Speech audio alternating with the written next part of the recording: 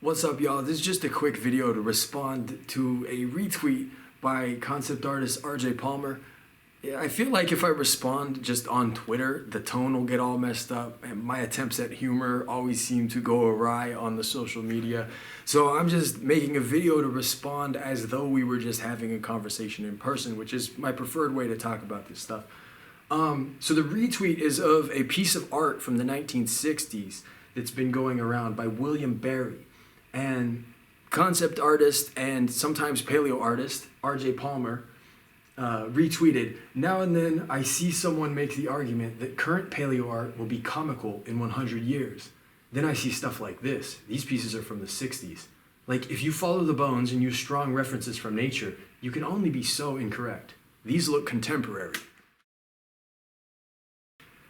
I'm responding to this because he's talking about my argument. And I normally wouldn't respond to something like this, but RJ's been kind of sniping at my work and the work of my collaborators by extension, and I've ignored most of it, but he's got a huge social media following, and misinformation can sometimes go farther than the latest cutting-edge science that has been hard-earned by paleontologists and preparators and anatomists and biologists who are out in the field and in the lab toiling over trying to figure this stuff out. I love everybody in the paleo art community. I want to see people make the best art they possibly can and make money off of their paleo art and develop their paleo art. Even people who have disparaged me and criticized me and been rude to my face, it's fine, yo. Like, do your thing. But just understand that if you disparage science-based paleo art long enough and your misinformation has a further reach than a lot of the scientists who are working really hard to do incredibly thorough work, I might do some science communication on your behalf. So what I'm gonna do is just respond to this by having a look at the art and assessing it from the perspective of a paleoartist who has been working with paleontologists who work on Morrison Formation dinosaurs for the last 5 years. Specifically, the scene shows an Allosaurus chasing some kind of an ornithischian dinosaur in a Morrison Formation, sort of a typical Morrison Formation paleo environment. Of course, people want me to comment on the theropod because that's what everybody's interested in. So I'm gonna actually get to theropod last, and I'm gonna go from the environment forward.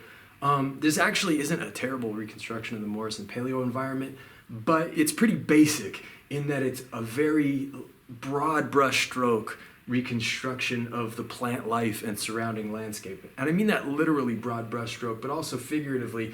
I mean, it's kind of unclear what this plant material in the background even is. I mean, grass hasn't evolved yet, so maybe that's supposed to be horsetails like these ones in the foreground. But overall, this reconstruction of the environment is typical of Morrison Formation scenes where the plant life and surrounding ecology gets very little attention. And that's unfortunate because that lack of attention on the plant life in the Morrison has created a lot of persistent misconceptions about the Morrison paleoecology and climate that persist to this day, and we're only just now starting to make some really interesting discoveries about the plant life and ecology of the Morrison, which we'll actually be covering in upcoming installments of my documentary Jurassic Reimagined. So moving from the surrounding environment up the food chain to the herbivore, we have some kind of ornithischian dinosaur.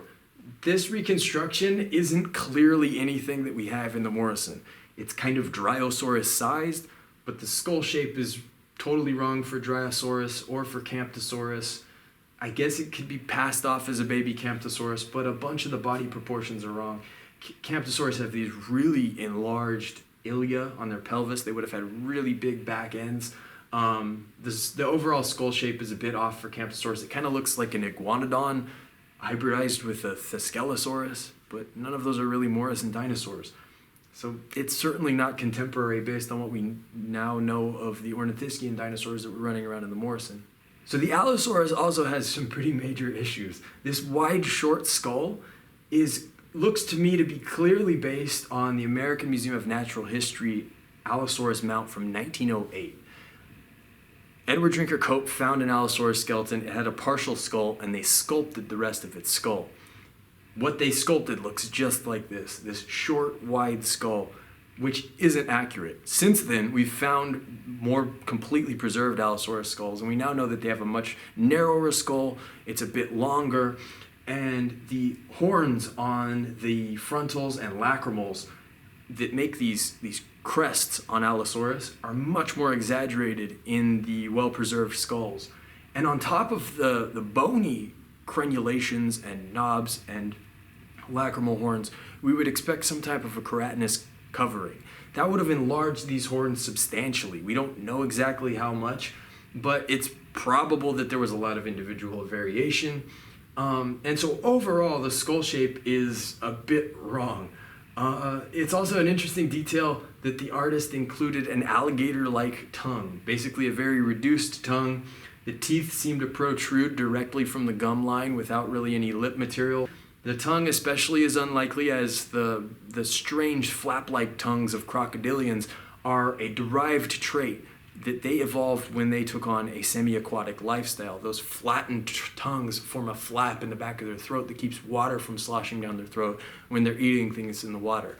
The null hypothesis for dinosaur tongues would be that they had tongues something like a tuatara, kind of your basic fleshy reptilian tongue. Tuataras are these lizard-like things that live in New Zealand.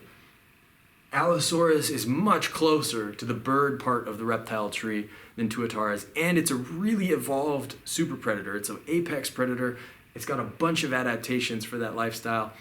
I would be willing to speculate, and I think a lot of paleontologists would support this, that these things probably had a tongue somewhat like a modern bird of prey, or something with keratinous spines or hooks on it, something to actually increase the friction on the tongue so they can actually pull meat into their mouth. We see that kind of an adaptation in a number of modern predators.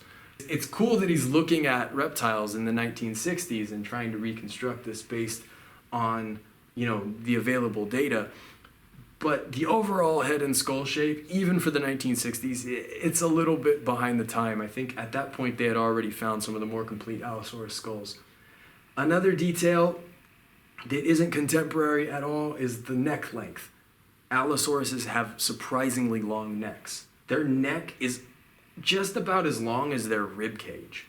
So you could maybe try and claim that there's a big S-curved neck curving inside of that soft tissue envelope. I feel like if you were going to make that claim, you'd want to sort of paint those volumes to suggest that there's a lot of loose, wrinkly skin to allow a big S-curved neck inside there. One of the things that this almost gets right is the hand position. The Allosaurus's hands are in more of like a clapping position. They're not pronated with palms down, like what we would call bunny hands. But there's still some issues with them. The muscular reconstruction really looks like a lizard, and the claws are way too small, even if you were just illustrating the bone core of the claw, the bony center of the claw that's preserved in the fossil record. These claws are too small even for that, but we know from studying modern birds that there were these really enlarged keratin sheaths on claws, especially claws used for prey capture.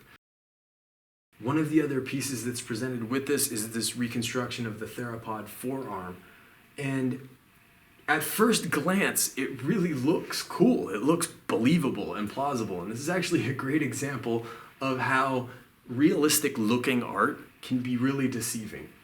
Because at first glance, it looks good, but when you look closer, there's some major issues with it. First of all, the biceps muscle should descend actually under the pectoralis muscle. The deltopectoral crest is this bump on the humerus that the deltoid muscle wraps around onto from the back, and the pectoralis muscle inserts into on the front. So the pectoralis pulls the arms closed, the deltoid pulls the arms back. It really looks like the bicep would interfere with the pectoralis muscle inserting into that deltopectoral crest.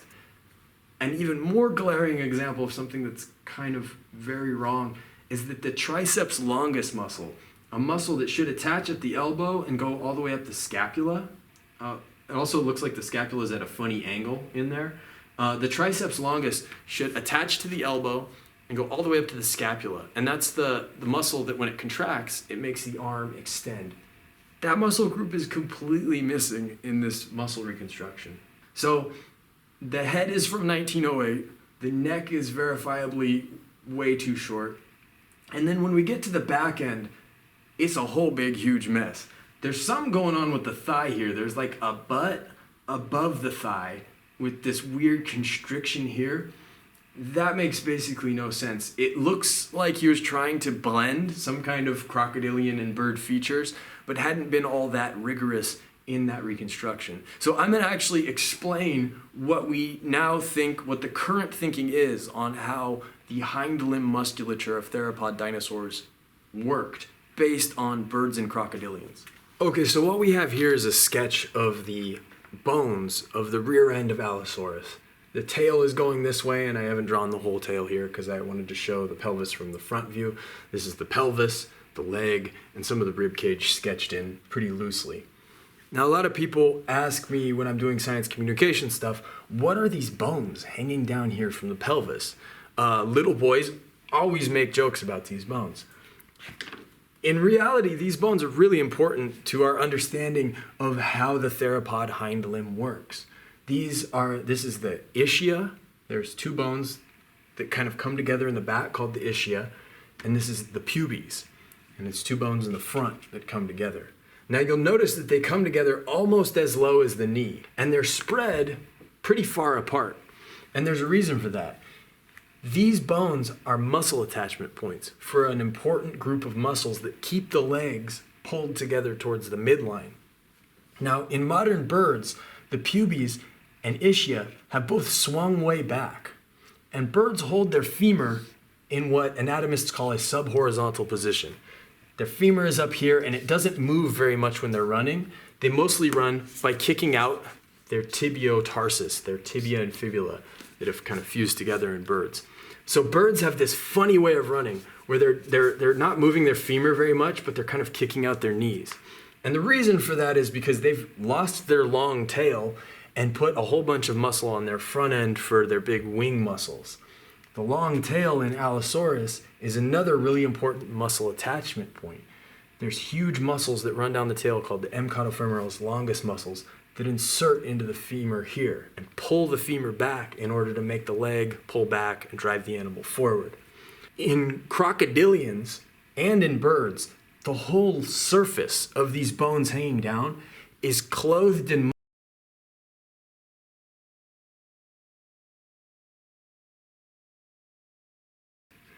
that connect down to the inside of the tibia. There's also the pubo-ischiotibialis muscles and something. Altogether, this group of muscles constrains the movement of the leg. They hold the leg in toward the midline, and they would connect all along here. So in a lot of paleo